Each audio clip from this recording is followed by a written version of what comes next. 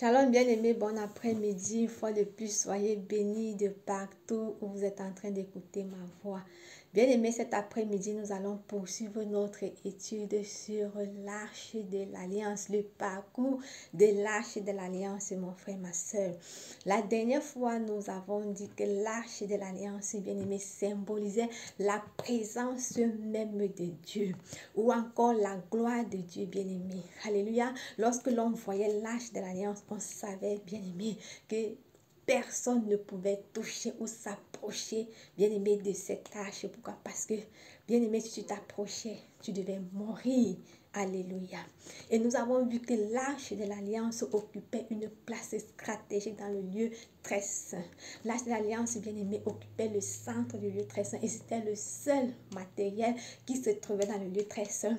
Comme pour dire, mon frère, ma soeur, que nous devons, mon frère, ma soeur, donner la première place à Dieu dans notre vie ou encore dans notre cœur. Nous verrons que l'arche de l'Alliance, bien-aimé, a protégé les enfants d'Israël durant leur parcours, bien-aimé, dans le désert. Alléluia. En journée, mon frère, ma soeur, ils étaient protégés par la colonne de nuée qui les protégeait du soleil. Et dans la nuit, ils étaient protégés, bien-aimés, par la colonne de feu qui les éclairait. Alléluia. Et mon frère, ma soeur, nous verrons que dans le lieu très saint, personne ne pouvait avoir accès n'importe comment, sous peine de mourir. C'est rien que Moïse, bien-aimé, en tant qu'intermédiaire du peuple qui pouvait avoir accès, bien-aimé, et Aaron qui pouvait également avoir accès. Une fois là, Dieu apparaissait, mon frère, ma soeur, entre les deux chérubins pour donner des instructions à son peuple sous forme de colonne de nuit. Maintenant, l'arche de l'Alliance va arriver, mon frère, ma soeur, en Israël. Lorsque l'arche de l'Alliance arrive en Israël, quand les Philistins bien-aimés vont s'apercevoir que les Israélites sont là, ils vont se lever pour venir, bien-aimés, faire bataille aux Israélites. Pourquoi? Parce qu'ils ne vont pas accepter, bien-aimés, se laisser dominer par les Israélites. Et nous verrons la première bataille entre Israël et les Philistins, bien-aimés, ce qui va se passer. Nous pouvons le lire dans le livre de 1 Samuel 4 à partir du verset 1er que je vais lire ici au nom de Jésus. La Bible déclare, en ce temps-là, les Philistins se rassemblèrent pour faire la guerre à Israël. Et les Israélites se mirent en campagne pour les affronter. Ils dressèrent leur camp près de Bénézer et les Philistins établirent leur à Apheth. Les Philistins se rangeaient en ordre de bataille pour affronter les Israélites. Le combat s'amplifia. Les Philistins défient les Israélites et tuaient dans leur rang environ 4000 hommes sur le champ de bataille. Lorsque le peuple regagna le camp, les responsables d'Israël se demandèrent « Pourquoi l'Éternel nous a-t-il fait battre aujourd'hui par les Philistins ?» Donc, bien aimé, nous voyons ici qu'il y a eu une confrontation entre les Philistins et les Israélites. Et là, les Philistins ont été plus forts que les Israélites. Ils ont tué, bien aimé, les Israélites au point où 4000 hommes sont morts. Ici, donc, les Israélites, bien aimés, ils se sont dit que comme Dieu a toujours été avec eux, comme Dieu a toujours marché avec eux, certainement Dieu, bien aimé, devait être là pour les défendre et pour les accorder la victoire. Ils se sont également dit que Dieu, bien-aimé, qui a été avec eux en Égypte, ils ont vu la main puissante de Dieu, bien-aimé. Alléluia, mon frère, ma soeur, face aux signes et prodiges que Dieu a fait devant eux en Égypte. Ils savaient, ils étaient certains que même si c'est comment, ils ne pouvaient pas perdre cette bataille. Mais, bien-aimé, qu'est-ce qui s'est passé? C'est la question que même ils ont commencé à se poser. Ils se sont concertés. Ils se sont dit, tiens, peut-être que c'est parce que l'arche de l'Alliance est au temple à Silo. Il faut qu'ils aillent chercher et venir déposer dans leur campement. Ils sont partis chercher l'arche de l'Alliance. Ils sont venus déposer dans leur camp à Silo. Quand, bien aimé, les Philistins encore arrivent pour la deuxième bataille, qu'est-ce qui va se passer? Nous allons encore le lire, toujours dans le verset, bien aimé 4, verset 10 autant pour moi. La Bible déclare, les Philistins livraient bataille. Et les Israélites furent vaincus. Une autre fois, bien aimé, les Israélites ont encore perdu la bataille. Chacun s'enfuit sous sa tente. Et ce fut une très lourde défaite. Israël perdit 30 000, bien aimé, 30 000 hommes. 30 000 hommes. Et le coffre de Dieu fut pris par les Philistins. Et les deux fils d'Élie, Ophni et Phiné, moururent. Alléluia. Donc nous voyons ici, bien aimé, que la deuxième bataille était plus lourde que la première. Il y a 30 000 hommes qui sont décédés. Et le coffre de l'Éternel a été capturé par les Philistins. Et les deux fils de Samuel, Ophni et Phiné, sont morts. Bien aimé, les Philistins n'ont pas compris ce qui se passait. Ils se sont encore concertés. C'est là où ils ont compris qu'effectivement, il y avait l'interdit au milieu d'eux. Et l'interdit, c'était quoi, bien-aimé? C'était les dieux étrangers. Dieu s'est retiré de bien-aimés. Pourquoi? Parce que Dieu leur a parlé à plusieurs reprises. Ne faites pas ci. Je suis un Dieu jaloux. Je suis l'Éternel, votre Dieu. Vous n'aurez pas d'autre Dieu devant ma face. Bien-aimés, les enfants d'Israël n'ont pas compris ça. De temps en temps, ils étaient toujours en train de construire des dieux étrangers. Mon frère, ma soeur, la colère de l'Éternel s'est irritée. Nous avons vu même la première fois, lorsqu'ils sont sortis d'Égypte, quand Moïse est allé à la montagne, les enfants d'Israël ont commencé à s'impatienter. Ils ont demandé à Aaron de leur construire un Dieu qui marche sur eux. Quand le Seigneur bien-aimé a vu cela, il s'est irrité, il a voulu consumer le peuple. C'est Moïse qui était intermédiaire, qui est venu dire à Dieu, non Seigneur, ne fais pas ça. Alléluia. Sinon, tu enlèves mon nom dans ton livre. Bien-aimé, le Seigneur, bien-aimé, a apaisé sa colère. Mais malgré ça, les enfants d'Israël n'ont pas compris. Ils ont continué, bien-aimé. Leur désobéissance, ils ont passé le temps à désobéir au Seigneur. Désobéir. Voilà pourquoi, bien-aimé, le Seigneur les a livrés entre les mains des Philistins. Mon frère, ma soeur, peut-être aujourd'hui, tu te retrouves en train de perdre les batailles. Le diable, bien-aimé, tout le temps a le dessus sur toi. Tu ne comprends pas ce qui ne va pas, bien-aimé. Certainement, il y a un interdit dans ta vie. Il faut faire une introspection pour voir, bien-aimé, si véritablement, mon frère, ma soeur, le Seigneur est encore dans ta vie. Les enfants d'Israël avaient le coffre, mais Dieu n'était plus là, bien-aimé. Les Philistins ont pris ce coffre comme étant le fétiche. Ils se sont dit que certainement c'est leur fétiche, c'est ça qui leur procure le pouvoir. Voilà pourquoi ils ont capturé le coffre, ils ont amené ce coffre dans leur temple, mon frère, ma soeur. Bien-aimé, quelle est ta relation avec le Seigneur? Est-ce que tu es encore en alliance avec le Seigneur? Bien-aimé, les Israélites avaient déjà rompu cette alliance avec le Seigneur. Mon frère, ma soeur, c'est vraiment pourquoi? Parce qu'ils n'ont pas respecté les lois de Dieu. Et nous savons que le Dieu que nous servons, bien-aimé, c'est un Dieu de loi. Il n'aime pas le péché.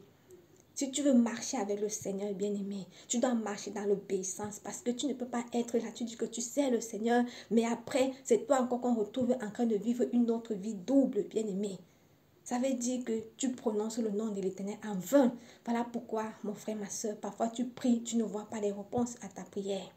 Quelle est ta relation avec le Seigneur? Est-ce que, bien-aimé, tu es totalement avec lui ou est-ce que tu es au milieu avec lui?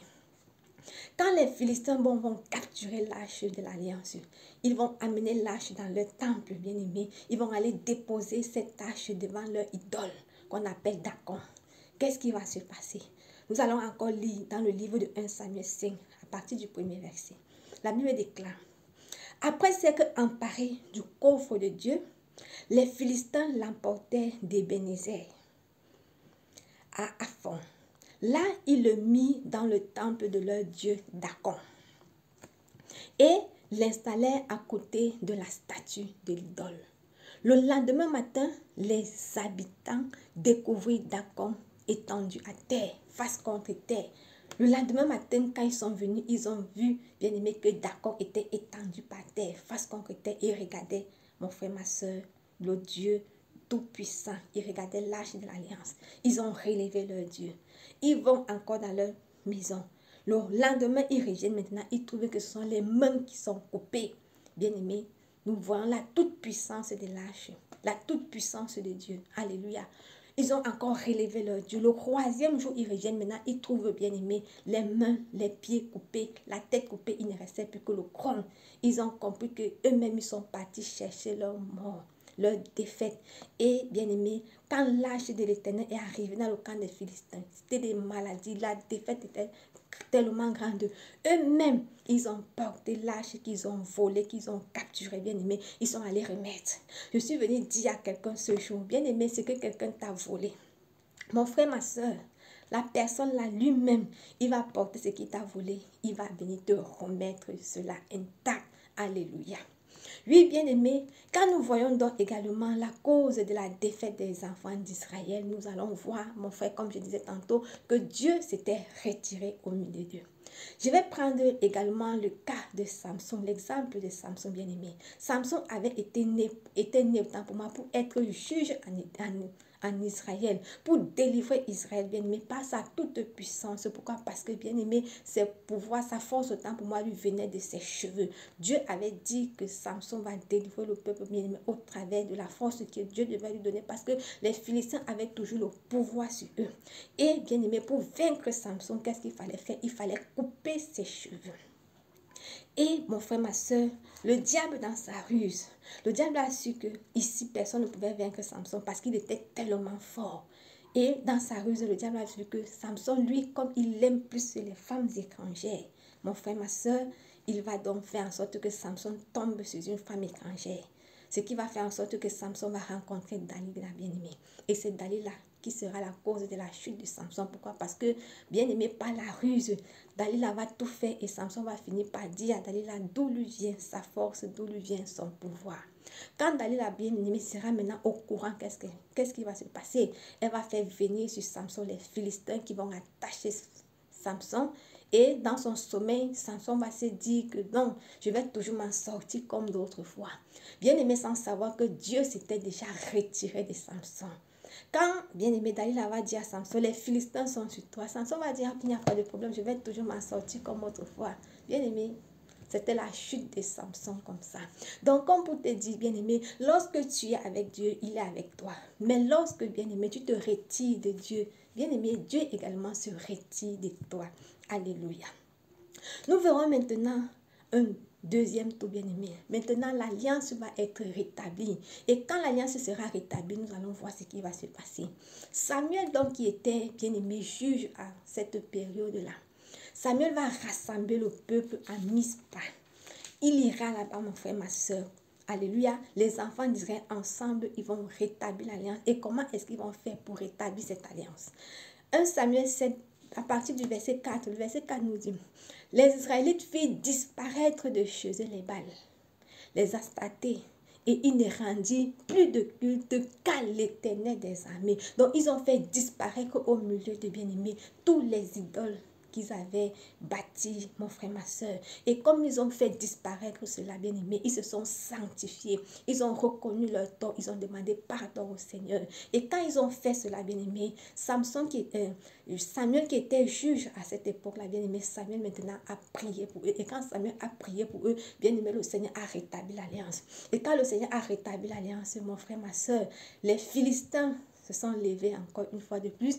Ils ont dit qu'ils viennent attaquer pour une troisième fois les enfants d'Israël, sans savoir que les enfants d'Israël avaient déjà rétabli l'alliance. Bien-aimé, les enfants d'Israël ont été vainqueurs. Alléluia. Je suis venue te dire ce jour, bien-aimé, lorsque tu es en alliance avec le Seigneur, bien-aimé, l'homme ne peut rien te faire. Quel que soit le nombre de tes ennemis, bien-aimé, tu auras la victoire. Voilà pourquoi la Bible déclare, ils te feront la guerre, mais ils ne te vaincront pas. Mon frère, ma soeur, tu dois connaître le Dieu que tu sais. Lorsque tu connais le Dieu que tu sais, bien-aimé, personne ne peut rien te faire. C'est la même chose avec David. David avait l'alliance avec le Seigneur. David connaissait le Dieu qu'il servait, bien aimé. Voilà pourquoi devant Goliath, David n'a pas eu peur de Goliath. David a dit à Goliath, toi tu viens devant moi, armé jusqu'aux dents, mais moi je viens au nom de l'Éternel des armées. Bien aimé, lorsque tu connais ton Dieu, lorsque tu as confiance en ton Dieu, bien aimé, rien ne peut te faire. N'aie pas peur de ce que tu vois devant toi. Si tu sais, bien aimé, que tu es en relation avec ton Dieu, si tu sais que tu es en alliance avec ton Dieu, bien aimé, tu auras la victoire. Le Seigneur sera toujours là, bien aimé, pour te défendre. Il sera là pour te donner la victoire. Donc, n'aie pas peur. Aie confiance en l'Éternel, bien aimé. Mets ta foi en l'Éternel. Marche simplement comme le Seigneur te demande de marcher. Et bien aimé, tu auras la victoire. Alléluia. Bien-aimé, que le Seigneur te bénisse ce soir. Bonne soirée. Ciao.